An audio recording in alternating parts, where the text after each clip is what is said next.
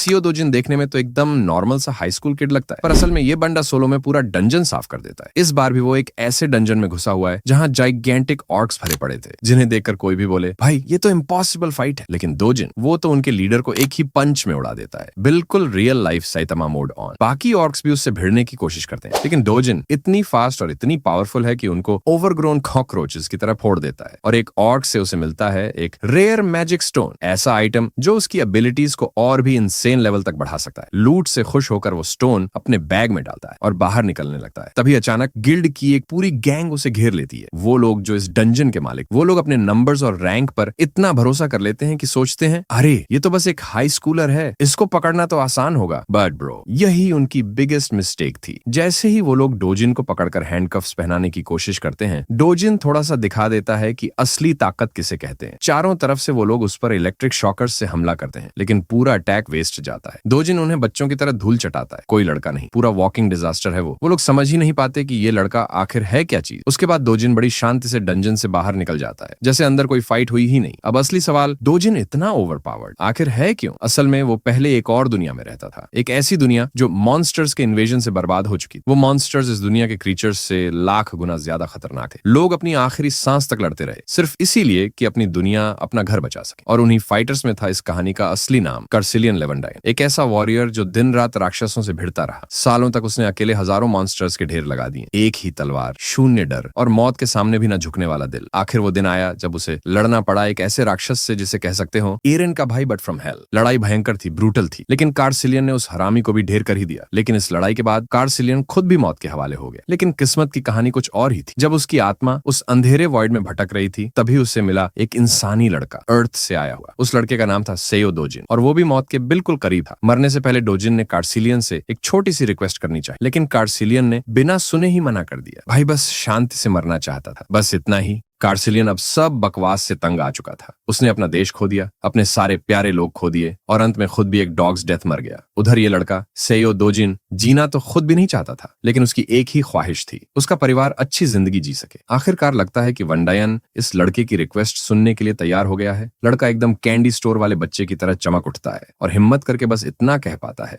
कि उसके फैमिली को शांतिपूर्ण जिंदगी मिल जाए। और हमारा बंदा वो ये रिस्पॉन्सिबिलिटी खुशी खुशी ले लेता है, दोजिन के परिवार को प्रोटेक्ट करने की। और अगले ही पल उसकी आत्मा पहुंच जाती है अर्थ पर। अब वो टीनेज बॉय दोजिन के शरीर में है, और उसका पहला मिशन है नामसन गेट में घुसपैठ करना, जो ऑब्वियस रीजंस की वजह से सी रैंक गेट है। यहाँ सिर्फ रजिस्टर्ड हीरोज को एंट्री मिलती है, इसलिए ऑटोमेटेड मशीन बार बार चिल्ला रही है स्कैन योर आईडी कार्ड। लेकिन भाई के पास आईडी कहां से आएगी? वो बिना कुछ सोचे समझे सीधे ऑथराइज्ड बिल्डिंग की दीवार फोड़कर अंदर घुस जाता है, और पूरा सिक्योरिटी अलार्म बजने लगता है। अंदर पहुंचकर वो आराम से घूमता है, बस किसी मॉन्स्टर की तलाश में जिसे वो फोड़ सके। तभी उसे मिलती है एक पार्टी ऑफ लाइसेंस्ड हीरोज, जिनके पास ऑफिशियल परमिशन भी है। वो लोग उसे देखकर सोचते हैं कि शायद ये कोई बच्चा है जो रास्ता भटक गया, तो बोलते हैं कम ऑन ब्रो, हम भी एग्जिट की तरफ जा रहे हैं, हम तुम्हें बाहर छोड़ देंगे। दोजिन कुछ बोलता नहीं, उसकी साइलेंस ही इतनी वियर्ड वाइब दे रही थी कि हीरोज भी कंफ्यूज हो गए। कपड़े भी इतने कैजुअल कि हीरो कहना मुश्किल, और आजकल के पोर्टर्स भी इतने सिंपल लुक में नहीं आते। ऊपर से बैग भी ऐसा कि जिसको देखकर लगे यह बंदा तो शायद अपनी ओरिजिनल पार्टी द्वारा छोड़ा हुआ कोई क्लूलेस पोर्टर है। लेकिन फिर भी कुछ न कुछ ऑफ लग रहा था। आखिर दोजिन बोलता है और साफ बता देता है कि वो यहाँ किसी पार्टी के साथ नहीं, बल्कि खुद अपने दम पर आया है। यह सुनकर पार्टी का एक हीरो लंबी सांस लेकर समझ जाता है कि मामला क्या है। वो कहता है कि उसने ऐसे बहुत से लोग देखे हैं जो फ्लैशी टीवी कमर्शियल्स देखकर हीरो बनने का बोनर पकड़ लेते हैं, लेकिन सच ये है कि बिना प्रॉपर ट्रेनिंग के, बिना लीगल प्रोसीजर फॉलो किए गेट में घुसना सीधे मौत को इनवाइट करना है। पहले हीरो बनने की सर्टिफिकेशन, फिर ट्रेनिंग, फिर टेस्टिंग, और ऊपर से यह गेट सी रैंक है। कारण भी बहुत सॉलिड है।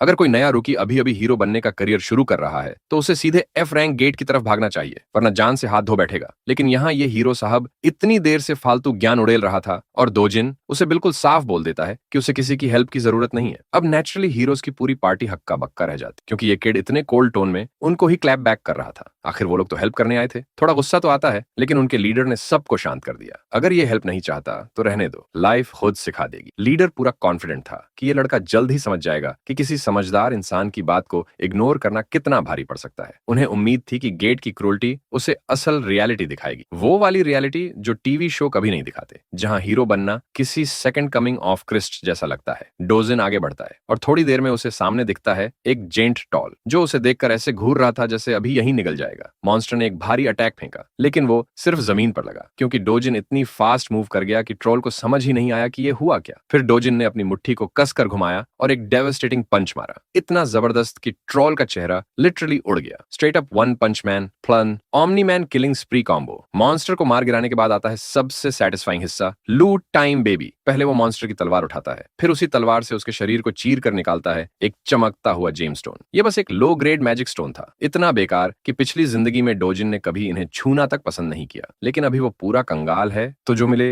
अच्छा है। तभी अचानक कुछ और मॉन्स्टर्स वहां आ जाते हैं, अपने दोस्त की उड़ी हुई हेड देखकर तमतमाए हुए। डोजिन पलटकर वो जेमस्टोन इतनी तेजी से फेंकता है कि एक मॉन्स्टर का सिर वहीं के वहीं उड़ जाता है। बाकी दो बेवकूफ भी ऐसे चार्ज करते हैं जैसे खुद ही अपनी मौत की डेट फिक्स करने आए हो, और डोजिन खुशी खुशी उनका काम तमाम करता जाता है। अब सीन कट होकर वापस जाता है हीरोज की पार्टी पर, जो अभी भी इस डेंजरस टेरिटरी से गुजर रही है। उनके दिमाग में अभी तक वही किड घूम रहा है, वही लड़का जिससे उनकी मुलाकात हुई थी। ऑरेंज हेयर्ड वाली हीरो सच में चिंतित थी कि कहीं डोजिन मर न गया हो, लेकिन लीडर उसे समझाता है कि ऐसा होना मुश्किल है। अगर वो सच में अनऑथराइज्ड घुसपैठिया है तो कंट्रोल सेंटर के एजेंट्स उसे जल्दी ही ढूंढ लेंगे।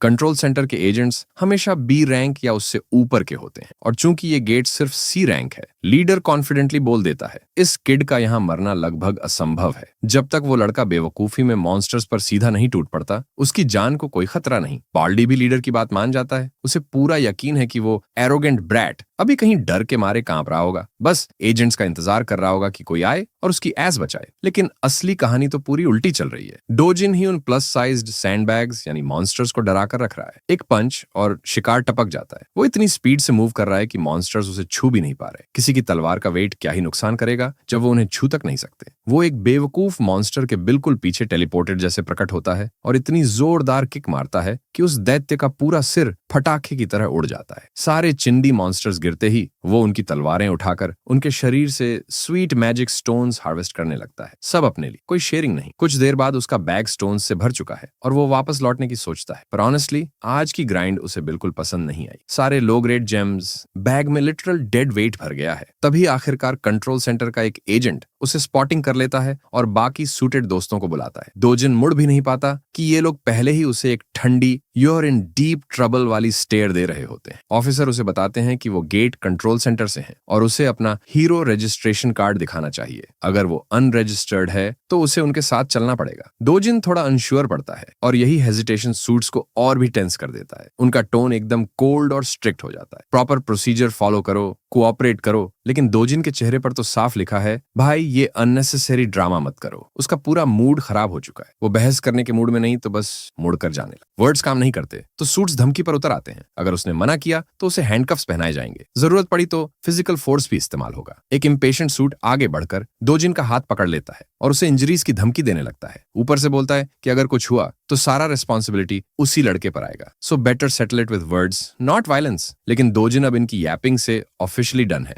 वह उस कमीने का हाथ पकड़कर उसे वापस अपनी तरफ खींचता है और एक ठंडी वार्निंग देता है, मेरे रास्ते में कांटे मत बनो, हट जाओ। जैसे ही सीन शुरू होता है उसके पूरे शरीर में एक कोल्ड चिल दौड़ जाता है। उधर बाकी के दो कमीने भी अपने मैजिक इन्फ्यूज्ड बैटॉन्स निकाल लेते हैं। ये कोई नॉर्मल लाथिस नहीं, ये ग्रेड 4 मैजिक स्टाफ्स होते हैं, इतनी पावर वाले कि आराम से किसी ऑर्क को भी गिरा दें। लेकिन इनसे हमारे भाई को फिजिकल डैमेज देना वो तो बिल्कुल ही नामुमकिन है। तो हमारा बांडा बिना टाइम वेस्ट किए एक कमीने का हाथ इतनी जोर से मोड़ता है कि वो लिटरली वाइनी बिच की तरह चीखने लगता है। इसके बाद वो एक फाइनल वार्निंग भी दे देता है, अभी भी वक्त है, निकल लो यहां से, वरना जो थोड़ी सी डिग्निटी बची है ना वो भी छाली जाएगी। लेकिन ड्यूटी बाउंड सूट्स कहां मानने वाले थे, मजबूर होकर वायलेंस पर उतर आते हैं। वो पूरी कोशिश करते हैं कि किसी तरह अपने मैजिक स्टाफ से उसे टैग कर दें। तभी हमारा बांडा एक को पीछे से क्रशिंग ब्लो मारता है और दूसरे के पेट में सीधा घूंसा दे देता है। अब बचता है सिर्फ वो चश्मिश वाला बंदा, लास्ट मैन स्टैंडिंग। बंडा क्लियरली समझ जाता है कि अब उसकी बारी है और टेंशन में आ जाता है। और तभी डोजिन अचानक से ब्लर होकर हवा में गायब हो जाता है, लिटरली डिसअपीयर। पुअर बास्टर्ड तो वही पैनिक कर जाता है। फिर नेक्स्ट सेकंड एक स्नीकी पंच सीधा उसके पेट में लगता है और वो दर्द से पीछे की ओर लड़खड़ा जाता है। लगता है डोजिन अब इस कांस्टेंट बुलशिट से तंग आ चुका है, एजेंट्स, पंगे, चेस, सबसे। इसीलिए फाइनली उसके दिमाग में आता है कि हीरो रजिस्ट्रेशन कर ही लेना चाहिए। एजेंट भी टुरेंट समझाता है, एज लॉन्ग एज टू कोई इलीगल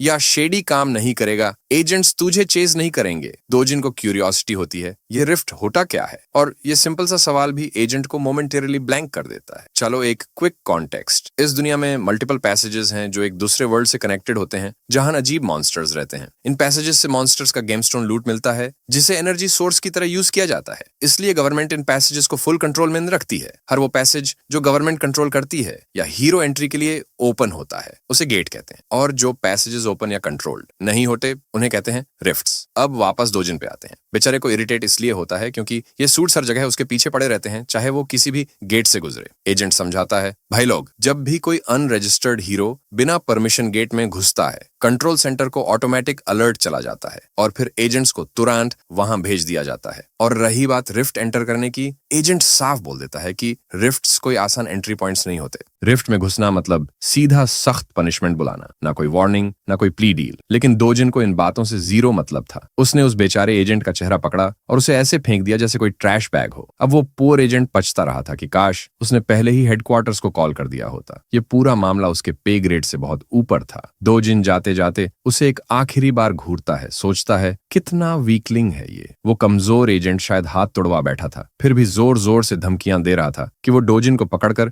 बिहाइंड बार्स डलवा देगा। सीन कट होकर आता है सोल गैशन डिजिटल कॉम्प्लेक्स, ग्यूमचन डिस्ट्रिक्ट। ये विशाल बिल्डिंग अब हीरो कॉम्प्लेक्स कहलाती है। यहाँ मैजिक स्टोन्स और गेट्स से निकली हर चीज की ट्रेड्स होती हैं और आजकल तो जगह फुल बिजी रहती है। इसी जगह डोजिन एक स्टोर की तरफ बढ़ रहा होता है जहाँ मैजिक स्टोन्स खरीदे बेचे जाते हैं। अंदर पहुंचते ही उसका स्वागत एक टिपिकल जीन्सी बंदे से होता है जो इंस्टा रील्स में दिमाग सड़ा रहा था। डोजिन के स्टोन्स बेचने की बात करते ही दुकानदारी चालू। ओनर तुरंत अपनी दुकान की तारीफें शुरू कर देता है कि उनके रेट्स पूरे देश में सबसे हाई हैं। डोजिन लो ग्रेड जेम जिन पर मॉन्स्टर का खून लगा था काउंटर पर डाल देता है। मालिक का चेहरा एकदम खट्टा पड़ जाता है, जैसे किसी ने पीछे से ठोक दिया हो। खून देखकर उसे घिन आ रही थी, फिर भी कंप्लेंट नहीं करता और प्रोसेस शुरू कर देता है। पूछता है, कॉफी चाहिए? थोड़ी देर बाद डोजिन आराम से कॉफी पी रहा होता है और ऑनर बड़े ध्यान से स्टोन को साफ कर रहा होता है। आखिर में हिसाब निकलता है 12 लो ग्रेड, 16 मीडियम ग्रेड और 5 अपर plus lower grade stone 40% commission काटकर डोजिन को मिलेंगे, करीब 5.5 मिलियन वॉन। लेकिन भाई को 40% देना बिल्कुल फेयर नहीं है लगता है। शिकारी वो, मेहनत उसकी, फिर ये बंदा आधा पैसा लेने की सोच भी कैसे सकता है? ओनर फिर भी शान से बोलता है कि वो तो एहसान कर रहा है क्योंकि बाकी सारे कॉम्पिटिटर्स तो 45% या उससे भी ज्यादा काटते हैं।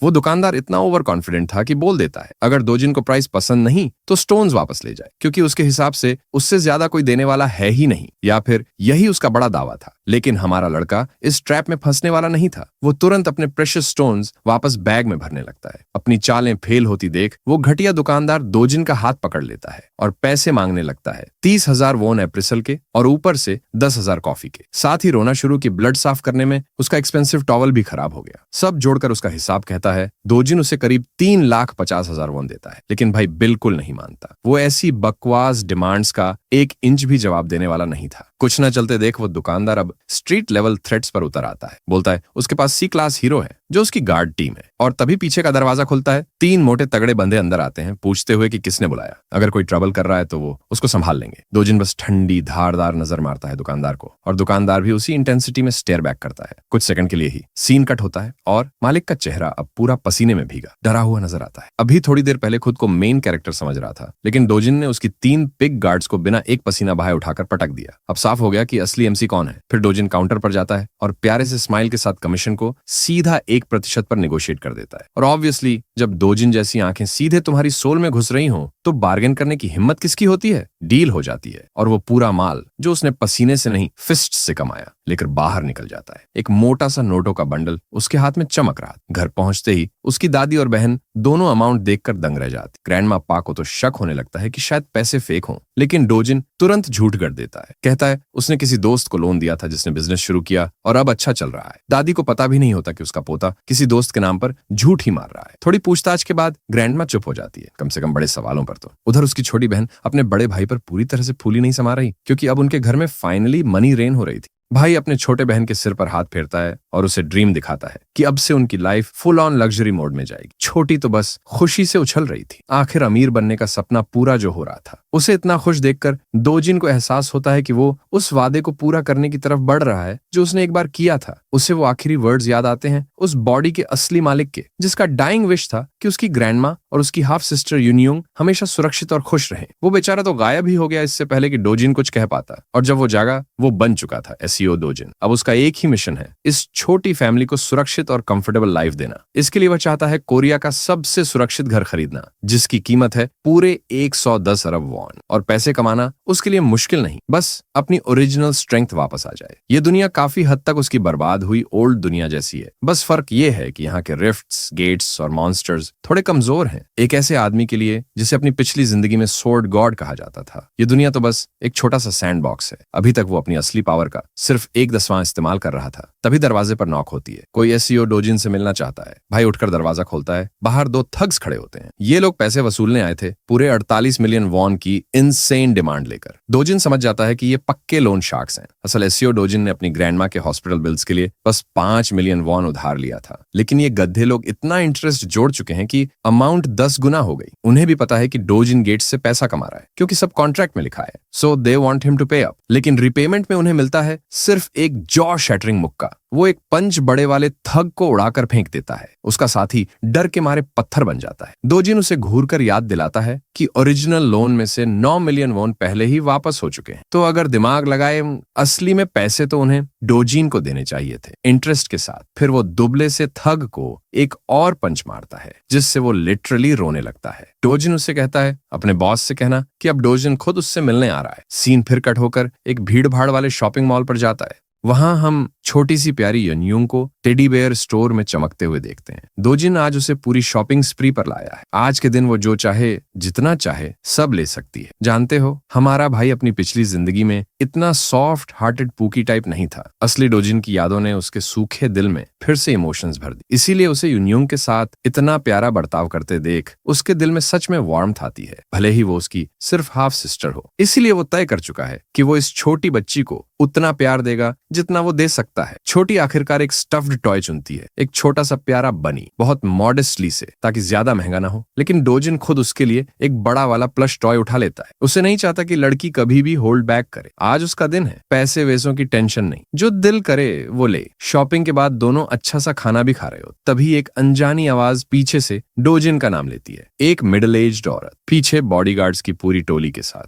हल्की मोटी सा दिखने वाली ये मिल्फ टाइप औरत सीधा वही टिपिकल ट्रैश टॉक शुरू कर देती है। पहले तो वो डोजिन की ड्रेसिंग सेंस पर तंज कसती है, फिर छोटी लड़की को घूरते हुए पूछती है कि ये कौन है, और तो और सीधे बोल देती है किसी को प्रेग्नेंट करके बच्ची पैदा की होगी, जैसे तेरी माँ ने तुझे पैदा किया था। ये सुनकर किसी का भी दिमाग फट जाए। हमारा लड़का तो और भी भड़क जाता है। उधर यूनियोंग को तो समझ ही नहीं आ रहा कि ये आंटी आखिर है कौन और रैंडम पंगा क्यों ले रही है। मिल्फ फिर यूनियोंग की तरफ मुड़कर उसका नाम पूछती है। लड़की धीरे से कहती है ली यूनियोंग। ये सुनते ही उसे पता चल जाता है कि ये डोजिन की बहन है। आदत से मजबूर वो यूनियोंग के कपड़ों पर भी ताना मार देती है। कहती है कि वो मैस लग रही है, यहाँ तक कि वो उनकी मरी हुई माँ पर भी तंज कस देती है। और ये सब डोजिन की नसों में आग लगा रहा था, लेकिन न जाने क्यों वो खुद को रोके हुए थे। उस औरत की नीच हरकतों पर रिएक्ट नहीं कर रहा था। औरत भी हैरान थी कि डोजिन अभी तक शांत कैसे है। फिर ये घटिया औरत एक कदम और नीचे गिर जाती है और एक छोटे बच्चे से हार्लेट का मतलब पूछने की कोशिश करती है। बस यही आखिरी सीमा थी। डोजिन फट से टूट पड़ता है और उसे सुनाता है, तू जैसे अगली लोग तो सीधा ऑर्क्स की ट्राइब से आते हैं।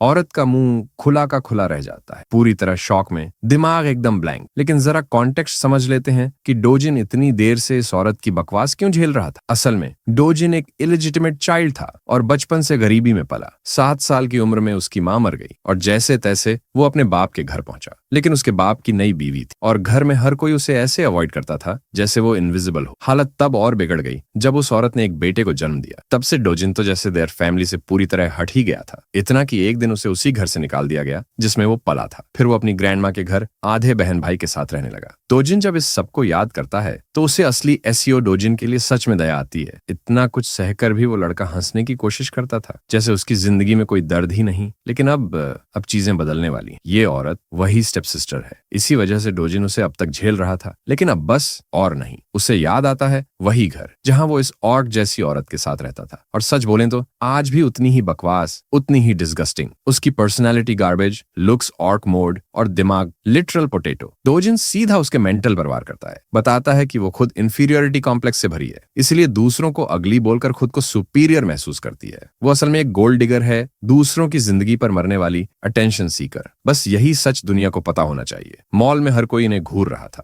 जैसे पूरा मॉल का ड्रामा स्टेज यही हो। वो ऑर्क लेडी अनोयंस से फटने वाली थी कि तभी डोजिन की स्टेप मदर सीन में एंट्री मारती है। अपनी माँ को देखते ही वो ऑर्क लेडी रोने वाली लड़की बन जाती है, जैसे कोई वाइनी बिच, और शिकायतें करने लगती है कि डोजिन ने उसे बोलकर इंसल्ट किया। लेकिन उसकी माँ एक कोल्ड किलर ग्लेयर से उसे चुप करवा देती है। नॉट गना लाई, भाई की स्टेप माम तो सच में नेक्स्ट लेवल है। पहले तो मुझे लगा था ऑर्क लेडी ही उसकी स्टेप माम है, लेकिन नहीं, ये तो हॉट मामा निकली। फिर वो डोजिन की तरफ गर्मजोशी से मुस्कुराती है, इतनी फेक स्वीटनेस कि चींटी भी डायबिटीज से मर जाए। वो उसे घर वापस आने का निमंत्रण देती है, जैसे सब कुछ नॉर्मल हो। फन हैंग आउट वगैरह की बात करती है, लेकिन हमारा लड़का बहुत अच्छी तरह जानता है ये सब दिखावा है, क्योंकि असल में 12 साल तक उसे सबसे ज्यादा तकलीफ इसी औरत ने दी थी। वो औरत उसके पास्ट के घाव फिर से कुरेदने लगती है, चीजें याद दिलाती हैं जिन्हें डोजिन भूलना चाहता है। डोजिन का चेहरा अचानक पूरी तरह सीरियस हो जाता है। उसने साफ साफ कह दिया, भाग यहां से। किसी बड़ी उम्र वाली औरत को ऐसे सुना देना, उसकी इज्जत का तो सत्यानाश हो गया। मैडम बस घूमी और जितनी बची खुची इज्जत थी वही लेकर निकल ली। सच में उसे जरा भी उम्मीद नहीं थी कि डोजिन ऐसे ताबड़तोड़ जवाब देगा। वो सोच रही है, क्या ये वही लड़का है जो पहले बिना वजह थप्पड़ खाने पर भी सिर झुका लेता था? उसकी बकचोदीबाज बेटी भी पीछे पीछे निकल ली, और उनके बगल में खड़े बॉडीगार्ड्स भाई पूरे टाइम मूक दर्शक, जैसे चलती फिरती डमीज।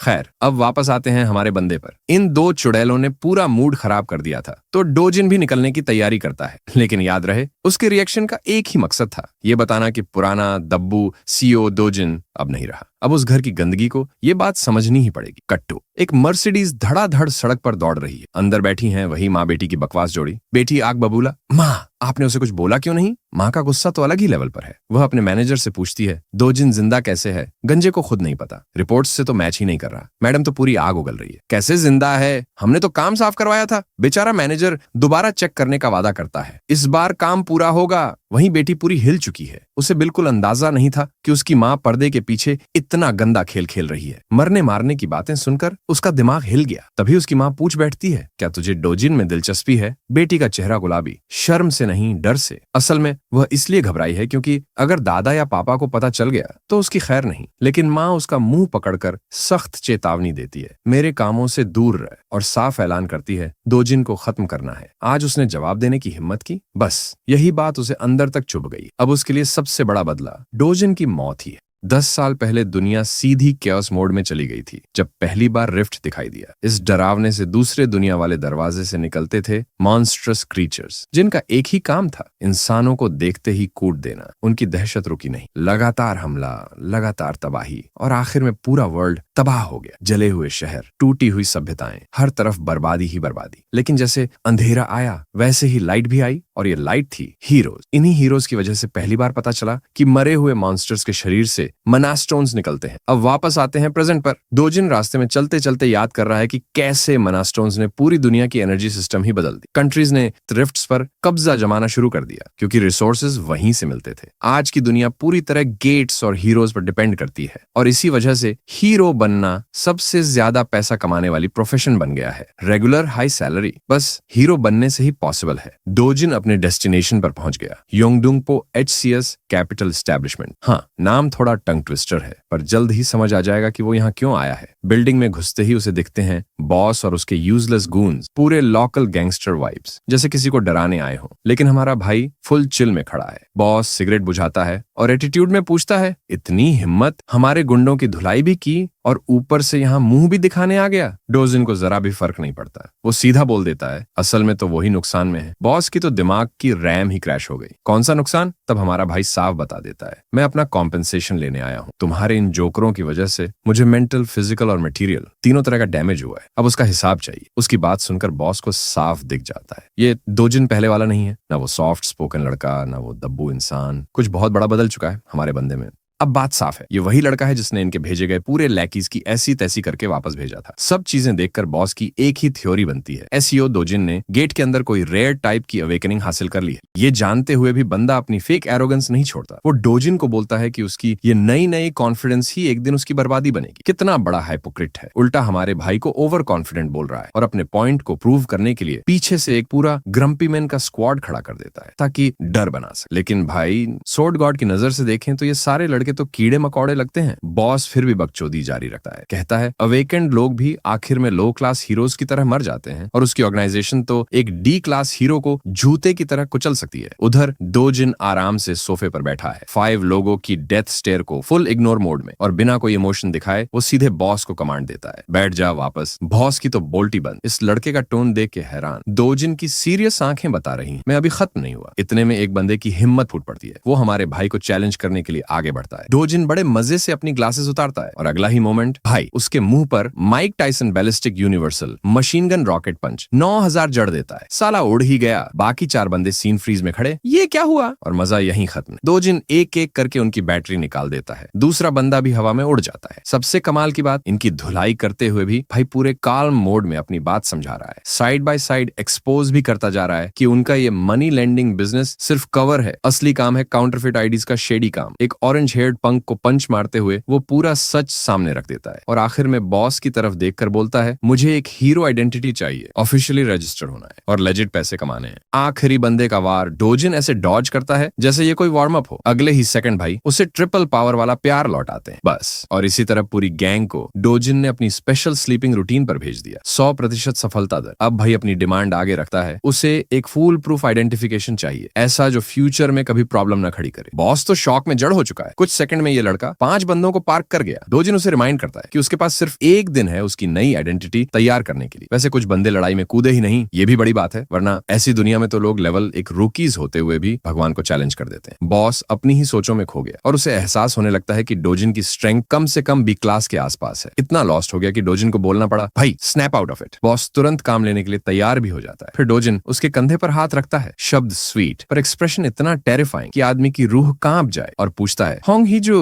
मेरी स्टेप मदर, क्या उसी ने मुझे मरवाने का ऑर्डर दिया था? और ये तो पहले ही कंफर्म था। उसकी अर्लियर बातचीत सुनकर हमें पता है कि हाँ वही मास्टरमाइंड है। बॉस पहले तो चुप रहता है, लेकिन डोजिन की पकड़ इतनी टाइट हो जाती है कि उसकी चीख निकल जाती है। उसके पीछे खड़े उसके स्क्रब्स भी बेबस नजर आते हैं, और सच कहूं तो इन सबको अपने बार्बर भी बदल लेने चाहिए। आखिरकार बॉस टूट जाता है और पूरा प्लान उगल देता है। ये औरत चाहती थी कि डोजिन की फाइनेंशियल हालत इतनी खराब हो जाए कि वो मजबूरी में खुद ही अपनी लाइफ खत्म कर ले। This is some next level evil shit, वो भी एक बेटे के लिए, चाहे वो उसे नापसंद ही क्यों ना हो। डोजिन ये सुन के उसे छोड़ देता है और पूछता है कि क्या उसे गेट के अंदर बंद करवाना भी उसी की साजिश थी। बॉस तुरंत इनोसेंट पपी बन जाता है, कहता है कि अगर डोजिन गेट में मर जाता तो उसे एग्जीक्यूशन पेमेंट भी नहीं मिलता, यानी उसे गेट में मरवाने से कोई फायदा नहीं। ये बात सुनकर डोजिन थोड़ा सोच में पड़ जाता है। फिर वो एक नाम बोलता है, कंग छियोलवू, वही आदमी जिसने उसे सबसे पहले गेट तक ले गया था। डोजिन अब उससे मांगता है कि कल तक छियोलवू के बारे में हर एक जानकारी टेबल पर होनी चाहिए। 2 डिमांड्स साफ साफ बताकर भाई बड़े ही सभ्य अंदाज में निकल जाता है और पूरा रूम उस डर और दबदबे को महसूस करता है जो डोजिन के अंदर आते वक्त बिल्कुल 100% भी नहीं था। उस बातचीत के बाद डोजिन फिर से गहरे थिंकिंग मोड में चला जाता है। असली एसईओ डोजिन की सिर्फ एक ही इच्छा, अपनी छोटी बहन और अपनी प्यारी दादी को किसी भी कीमत पर प्रोटेक्ट करना। ऊपर से जो जो उसके साथ हुआ उससे बस उसकी जिंदगी की दुख भरी लेयर्स और साफ दिख जाती है कि इतना छोटा बच्चा कितना कुछ अकेले सहता आया। लेकिन कोई टेंशन नहीं, क्योंकि सोर्ड गॉड अब सब कुछ ठीक करने के लिए तैयार। अगले ही दिन गेस व्हाट, हमारा लड़का ऑफिशियली रजिस्टर्ड हंटर बन चुका है और साथ ही उसको बी रैंक रेटिंग भी मिल गई, जो काफी कन्वीनियंट है क्योंकि बाकी स्टोरीज में तो एमसी को जानबूझकर सबसे नीचे का रैंक दे दिया जाता है सिर्फ स्टाइल दिखाने के। वो अपना कार्ड मशीन पर टैप करता है और सिस्टम उसकी आइडेंटिटी को तुरंत रिकॉग्नाइज कर लेता है, लेकिन साथ ही वार्निंग भी देता है कि उसका रैंक उस डेंजरस क्वेस्ट के मुकाबले काफी कम है जिसमें वो घुसने वाला। डोजिन को ये सारी वार्निंग्स काफी इरिटेटिंग लगती। उसे लग रहा होता है शायद उसे उस कमीने से हायर रैंक लेने के लिए जरा और प्रेशराइज करना चाहिए था ताकि ऐसी प्रॉब्लम्स न आए। सिस्टम बार बार बोलता है मत जाओ, ये गेट तुम्हारे लेवल से बहुत ऊपर है, लेकिन हमारा डोजिन, उसे कोई फर्क नहीं पड़ता, सीधा निकल लेता है। अब बात करते हैं नाइट आइलैंड गेट की। ये गेट सिर्फ बी रैंक का है, लेकिन इसका मतलब ये नहीं कि हर बी रैंक हंटर इसमें सरवाइव कर सकता है। हीरोज को हमेशा गेट के एक्चुअल रैंक से एक क्लास ऊपर होना चाहिए, सेफ्टी रीजंस के। डंजन की स्केल डी रैंक मानी जाती है, यानी जगह बहुत फैलाव में है और सोलो हंटिंग काफी मुश्किल है। अच्छी बात यह है कि ये टनल्स के रूप में बना है, तो सोलो रन थोड़ा मैनेजेबल हो जाता है। गेट की कॉम्प्लेक्सिटी देखते हुए आइडियली तो एक ए रैंक हीरो को मिशन लेना चाहिए था, लेकिन रिस्क और डेंजर जैसे वर्ड्स डोजिन की डिक्शनरी में होते ही नहीं। वर्स्ट केस उसे एक संकरे टनल में मॉन्स्टर की पूरी आर्मी से लड़ना पड़े, जहां हिलने की भी स्पेस मुश्किल से मिले। और फिर आता है उसका पहला ऑपोनेंट, एक ह्यूज सर्पेंट जिसके चारों तरफ फैली हुई है कैओटिक पर्पल ऑनरा। ज्यादातर हीरो इसे देखते ही डर से कांप जाते, लेकिन डोजिन वो तो इसे गुड लक समझकर मुस्कुरा देता है। हाई डोजिन अपने गॉन्टलेट्स कस लेता है। वो जायंट सर्पेंट अकेला नहीं है, उसके साथ पूरी एलियन मूवी वाली जीभें निकालते हुए क्रीपी साथियों की पूरी पार्टी खड़ी है। मॉन्स्टर्स पूरी कोशिश करते हैं उसे अटैक करने की, लेकिन सच बोले तो पॉइंटलेस है, क्योंकि हमारा बॉय तो एकदम किलिंग मशीन बन चुका है। वो मॉन्स्टर्स को ऐसे उड़ा रहा है और साइड साइड में माना स्टोन्स कलेक्ट कर रहा है जैसे ये क्रीचर्स कभी एग्जिस्ट ही नहीं करते थे। ब्लैक किलिंग वाइपर ये वैरायटी फेमस है अपने हाइपर एक्टिव पैरालिसिस पॉइजन के लिए। जरा सा टच भी किसी को जमीन पर धड़ाम कर सकता है, लेकिन डोजिन बंदा एकदम बुलेट स्पीड में चार्ज करता है और फुल स्विंग से मॉन्स्टर को स्लाइस एंड डाइस कर देता है। कुछ सेकंड्स में ही पूरा सर्पेंट 2 टुकड़ों में बिखरा पड़ा है और चारों तरफ खून ही खून। विक्ट्री के बाद डोजिन अपने इक्विपमेंट पर नजर डालता है। वो 3 लाख वॉन वाले ग्लव्स सरप्राइजिंगली पॉइजन को ब्लॉक करने में मास्ट काम कर रहे हैं। प्राइस के हिसाब से वैल्यू फॉर मनी निकले। फिर वापस हंटिंग मोड ऑन। आगे 4 और अगली लिम्बलेस लिजर्ड्स खड़े हैं। डोजिन उनके सर ऐसे फोड़ता जाता है जैसे बलून हो। ब्लड फाउंटेन एवरीवेयर और एक एक करके सारे वाइपर्स आफ्टर लाइफ की वन वे ट्रिप पर। फिर बंदा खड़ा होकर मॉन्स्टर्स के फ्लैश में क्लॉ मारकर मैजिक स्टोन्स ढूंढने लगता है, पर डिसअपॉइंटमेंट कुछ नहीं मिलता। और रूल्स भी यही कहते हैं। इस वर्ल्ड की प्रीवियस सेटिंग में इन मॉन्स्टर्स का मैना स्टोन ड्रॉप रेट सिर्फ 3% है। मतलब एक लूट के लिए हंड्रेड्स मारने पड़ेंगे। आगे बढ़ते हुए उसे दिखता है मिस्टर बोनहेड। व्यूअर सोचेगा बॉस होगा, बट डोजिन का रिएक्शन, बॉस तू? एक ओवरसाइज्ड सर्पेंट। भाई साहब आंसर भी दे दे जैसे दोस्त हो। खैर डोजिन को यह बड़ा सा सांप अच्छा लगता है, कम से कम रास्ता भटकने का डर नहीं। वो बिना वेट किए इमीडिएट स्ट्राइक में जाता है। प्लेन सिंपल, जल्दी लड़ाई खत्म, जल्दी घर। पर ट्विस्ट, ब्रूटल पंच लैंड करने के बावजूद स्नेक पर 0 इफेक्ट। इंस्टेड सर पर एकदम से टैटू रजिस्टर कर दिया। प्योर डिसरिस्पेक्ट के साथ डोजिन हवा में होता है, डॉज कर नहीं सकता, और वही मौका लेते हुए सर्पेंट अपनी टेल से उसे उठाकर दीवार में पटकर मार देता है।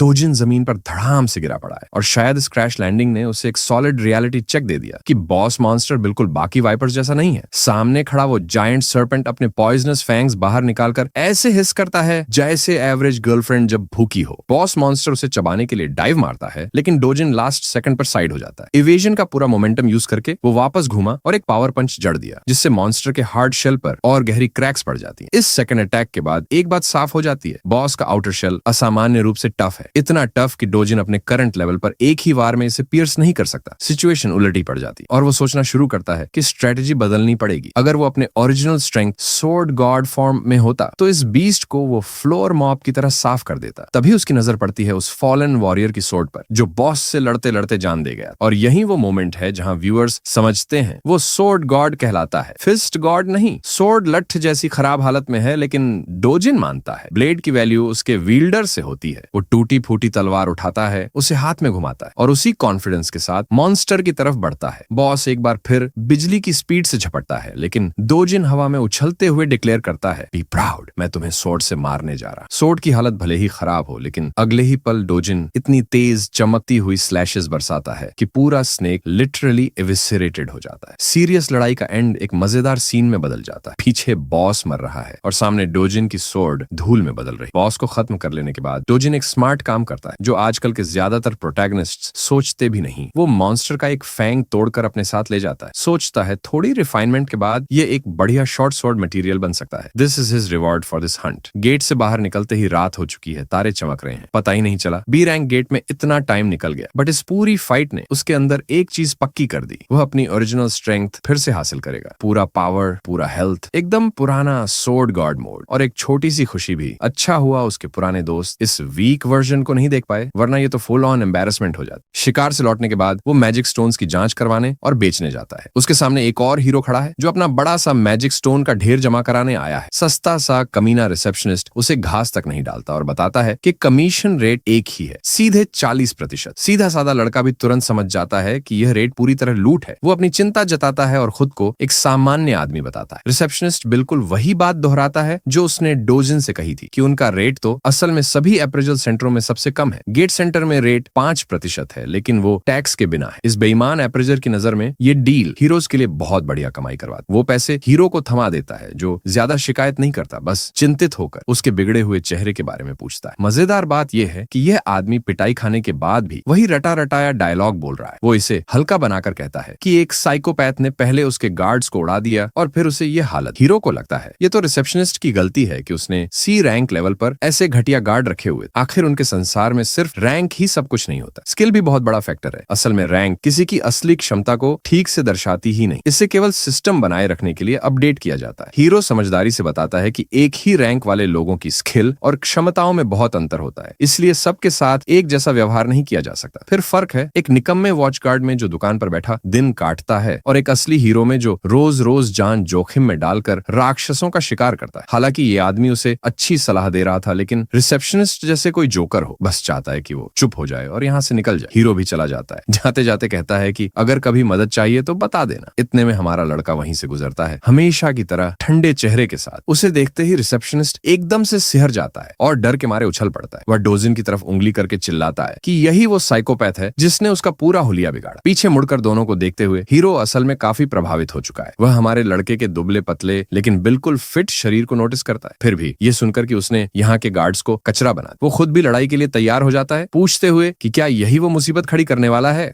इस बंदे की एक बात डोजिन को सच में पसंद आती है। वो छोटी छोटी बातों पर ऑफेंडेड नहीं होता। उसे सच में लगता है कि डोजिन अपनी हीरो पावर्स को गलत इस्तेमाल कर रहा है और सिविलियन लोगों को बुली कर रहा है। हालांकि सच्चाई इससे एकदम उलट है, क्योंकि भाई ने बस स्टोरी का एक ही साइड देखा है। लेकिन फिर भी ऐसे रियलिस्टिक कैरेक्टर्स देखना इंटरेस्टिंग रहता है। उधर रिसेप्शनिस्ट पूरी मजे में बैठा तमाशा देख रहा है, क्योंकि ये बंदा कोई आम आदमी नहीं बल्कि 7 साल के अनुभवी हीरो है। और अगर इस आदमी के साथ यहाँ कुछ भी हुआ तो उसके पास इतनी कनेक्शंस हैं कि डोजिन का नाम सीधा ऊपर तक पहुंचा देगा। लेकिन हमारा बॉय किसी को डैम नहीं देता। वो बिना पलटे बस बोलता है, बूमर हटो सामने से। बस ये सुनकर वो वेटरन और भी प्रोवोक्ड हो जाता है, क्योंकि अब तो सच में लग रहा है जैसे डोजिन उसको एसहोल बना रहा है। डोजिन पूछता है तो बदला लेने का प्लान है क्या। ये सुनकर हीरो के अंदर की रेज भड़कती है, लेकिन फिर उसकी एक्सपीरियंस उसे याद दिलाती है कि हीरोज के बीच लड़ाई ऑलमोस्ट हमेशा मौत पर खत्म होती है और उसकी डेथ रेट मॉन्स्टर्स से भी ज्यादा होती है। ये बात दिमाग में आते ही बंदा तुरंत कूल डाउन हो जाता है और चुपचाप मुड़कर निकल लेता है, जबकि रिसेप्शनिस्ट का तो चेहरा सूख गया। डोजिन फिर उस स्लीजी अप्रेजर की तरफ मुड़ता है, तो तेरी भी कोई प्रॉब्लम है क्या। जवाब देने से पहले ही डोजिन उसके मुंह पर एक bag full of magic stones रख देता है, हाई ग्रेड वाले, वो भी सारे के सारे। अब रिसेप्शनिस्ट के दिमाग में एक ही सवाल घूम रहा है, ये बंदा है कौन। गिनती करने पर टोटल निकलता है 150 मिलियन वॉन। सुनने में तो बहुत लगते हैं, पर डोजिन के लिए ये पूरे दिन की हंटिंग के हिसाब से बहुत कम है। वो कैश मांगता है, लेकिन रिसेप्शनिस्ट उसे याद दिलाता है कि पहले कमीशन रेट लगेगा। ये सुनते ही डोजिन की आंखों में एक स्केरी लुक आता है। फिर उसे याद आता है, अरे डील तो 1% वाली है। सुनते ही भाई फिर से चिल हो जाता है। ठीक है, बाकी अमाउंट जल्दी दे दो। अब अप्रेजर के दिमाग में तो ये चल रहा है कि काश मैं इसको पकड़कर beat the shit out of him कर पाता, लेकिन हकीकत में वो सिर्फ अपने इमेजिनेशन में ही कर सकता है। तभी रिसेप्शनिस्ट बोलता है कि इतनी ह्यूज अमाउंट के लिए अपर मैनेजमेंट अप्रूवल चाहिए होगा।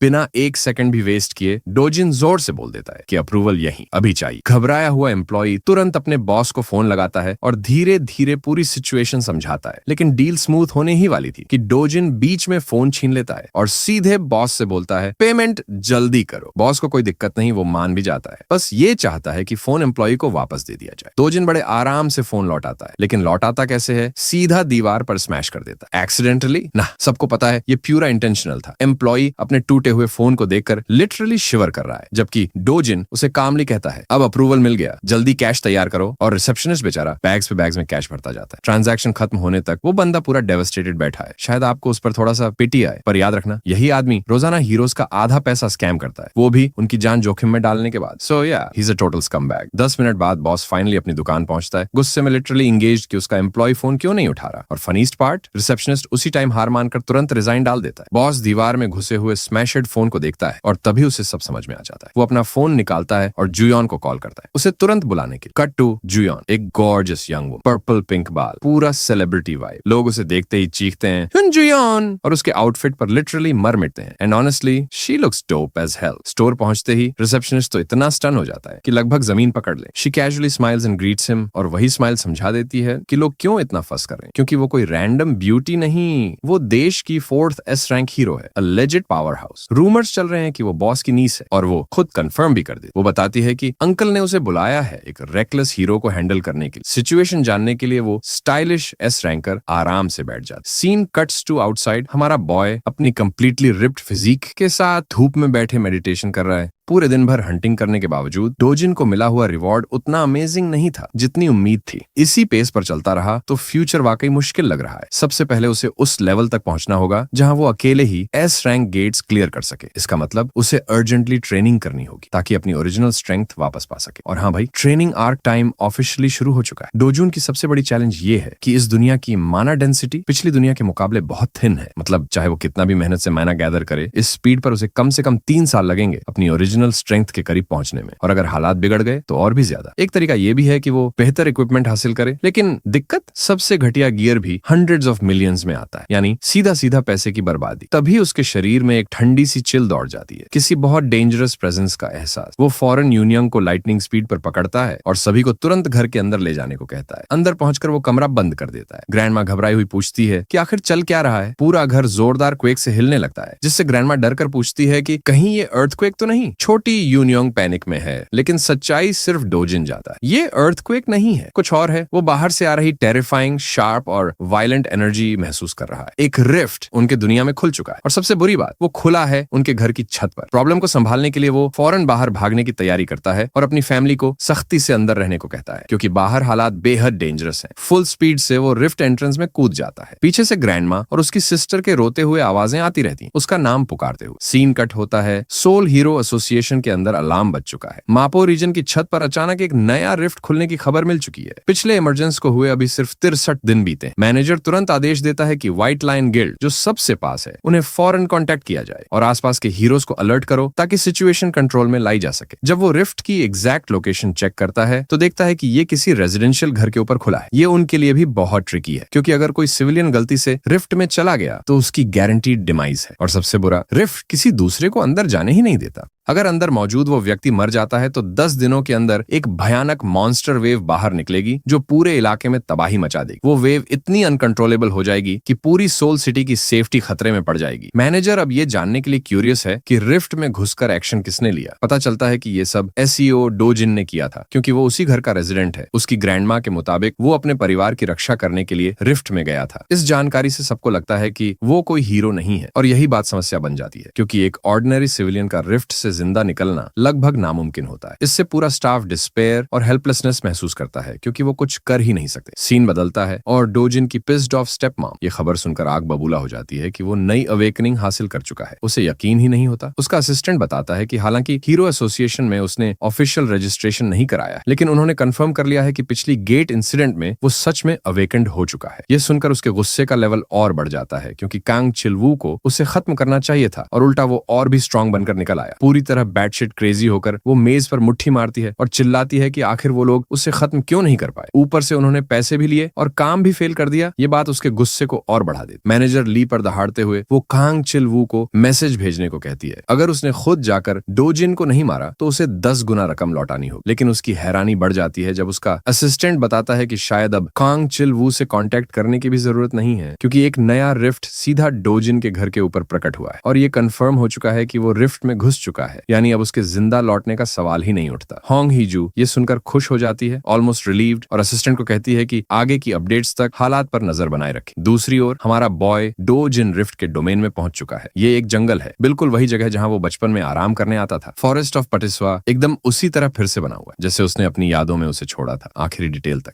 यहाँ मौजूद रिच माना तक बिल्कुल वैसी ही भारी ऊर्जा महसूस होती है। रास्ते पर चलते हुए वो मुस्कुराता है, क्योंकि उसकी मुलाकात फिर से उस ऑल पावरफुल वर्ल्ड ट्री से हो रही है। ये वही ट्री है जो प्यूरेस्ट फॉर्म में माना छोड़ता है, दुनिया की सबसे डिवाइन स्ट्रक्चर और पूरे वर्ल्ड की स्टेबिलिटी का असली कोर। पुरानी दुनिया तब तबाह हुई थी जब इसी ट्री को जला दिया गया था, जिससे मना का पूरा फ्लो हमेशा के लिए विकृत हो गया। लेकिन इस रिफ्ट डिमेंशन में ट्री एकदम ठीक है, बिल्कुल वैसा ही जैसा डोजिन की यादों में था। उसे कारण नहीं पता, लेकिन एक बात बिल्कुल क्लियर है, उसके पास वो मैना वापस पाने का मौका है जो उसने खोया था। ट्री के नीचे बैठकर मेडिटेशन करते हुए हमारा बॉय धीरे धीरे अपनी ताकत को और साफ महसूस करने लगता है। वो पूरे 3 दिन ऐसे ही बैठा रहा, बिना खाए पिए, बिना किसी जरूरत का ख्याल किए। पूरा 10 दिन निकल गए और उसकी सारी फोकस केवल अपनी ब्रीदिंग को हार्मोनाइज करने पर। लेकिन 10वें दिन की रात उसकी मेडिटेशन को ट्रबल ने भंग कर दिया। ये एलियन जैसे क्रीचर्स, जिन्हें बल्किना कहा जाता है, फिर से वर्ल्ड ट्री को जलाने आए, ठीक वैसे ही जैसे उन्होंने पुराने समय में किया था। लेकिन इस बार हमारा बॉय वहां मौजूद है और वो इस ट्रेजेडी को दोबारा होने नहीं देगा। क्रीचर्स उस पर झपटते हैं और दोजिन को अफसोस होता है कि काश उसके पास वाटर एलिमेंट सोर्ड होता तो इन्हें आराम से गिरा सकता था। लेकिन सामने खड़े जलते हुए मॉन्स्टर्स जैसी दानवी आवाजें निकालते हैं और उसके पास अब इतना मना है कि उसे किसी हथियार की जरूरत ही नहीं। ही इज द वेपन और उसके हाथ रेटेड ई फॉर एवरीवन। वो अपना हाथ आगे बढ़ाता है और सिर्फ अपनी मैना की अथॉरिटी से एक क्रीचर को जमीन पर पटक देता है। दूसरा क्रीचर उसकी एबिलिटी देखकर शॉक में पड़ जाता है। अब जरा देखें अभी हुआ क्या। ये टेलीकिनेसिस नहीं था, इसे मना रिलीज कहा जाता है। ये एक ब्लास्टर टाइप अटैक है जो रॉ मना को डेटोनेशन स्ट्राइक की तरह फेंकता है। काफी समय बाद उसने इस एबिलिटी को ऐसे इस्तेमाल किया क्योंकि उसके मना रिजर्व्स पहले कम थे, लेकिन बल्किना अभी खत्म नहीं हुए हैं। वो पलटकर अपने मुंह से चार्ज्ड ब्लास्ट्स फेंकते हैं रिटेलिएशन के तौर पर।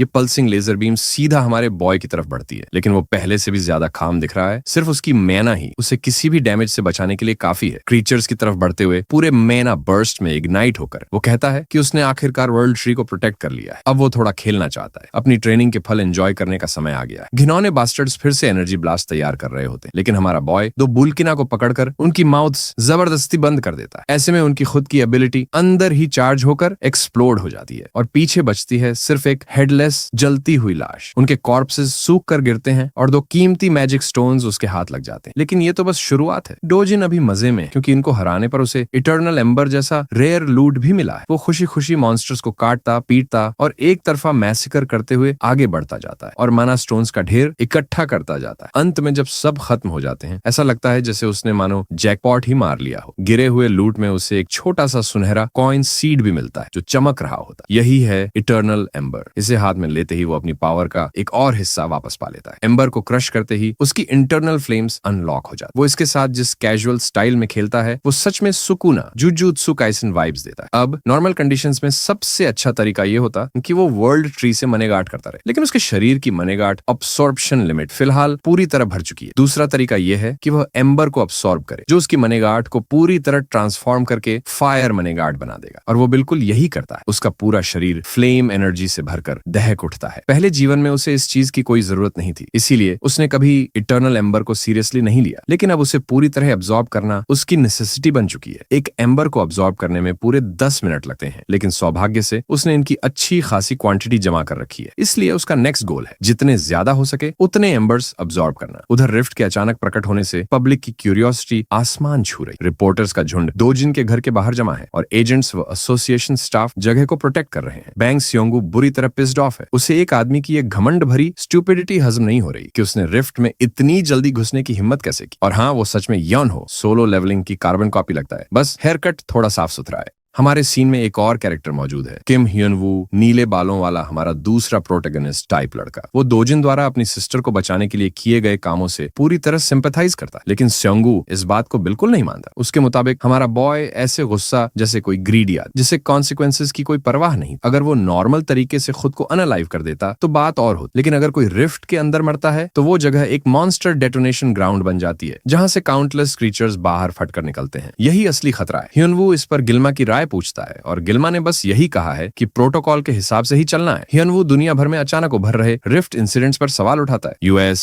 चीन, स्विट्जरलैंड, तुर्की, यूके, इतने सारे देशों में अचानक रिफ्ट बर्स्ट हो रहे हैं और यही वजह है कि गिल्मा इन सबको एक साथ मैनेज करते करते परेशान है। ज्यादातर देशों ने तो हालात आसानी से कंट्रोल कर लिए, लेकिन साउथ कोरिया वो तो लिटरली पिस्ड एज हेल है, क्योंकि यहाँ पूरा मामला सिर्फ एक आदमी के कारण फुल ब्लोन डिजास्टर बन सकता है। सियोंगू इतना गुस्से में है कि उसे बस मौका मिले और वो उस बंदे को पीटकर सीधा बाहर फेंक दे, और उसी रिफ्ट से उम्मीद कर रहा है कि किसी चमत्कार से वो खुद बाहर गिरा दिया जाए। अब बात आती है उस विशाल पर्पल गेट की। 22 दिन बीत चुके हैं उसके उभरने के बाद, और डोजून भी उतने ही दिनों से रिफ्ट के अंदर है। हीरो एसोसिएशन डर चुकी है और उन्होंने इस थ्रेट को लेवल 1 वेव घोषित कर दिया है। डोजून की रियल आइडेंटिटी दुनिया से छिपा कर रखी गई है, इसलिए अभी उसे ऑर्डिनरी पर्सन एस बुलाया जा रहा है। दूसरी तरफ दुनिया को कुछ नहीं पता, लेकिन मनी लेंडिंग ऑर्गेनाइजेशन का बॉस जबरदस्त स्पीड में सब समझ जाता है। उसका असिस्टेंट भी रिपोर्ट रिपोर्ट वेरीफाई करके कंफर्म कर देता है कि रिफ्ट वाला आदमी वही है। किम यंग गू, जो प्रेसिडेंट हुआंग चंग स्योप का राइट हैंड मैन है, वो भी इस इन्फो को अप्रूव करता है। चंग स्योप सिर्फ एक बात जानना चाहता है, दोजुन के बचकर बाहर आने के चांसेस कितने हैं। और हाँ, वन पीस वाले जोक की तो इज्जत करनी ही थी। The One Piece is real. Assistant ठंडे दिमाग से जवाब देता है, एक ऑर्डिनरी इंसान के सर्वाइवल की प्रोबेबिलिटी 1% से भी कम है।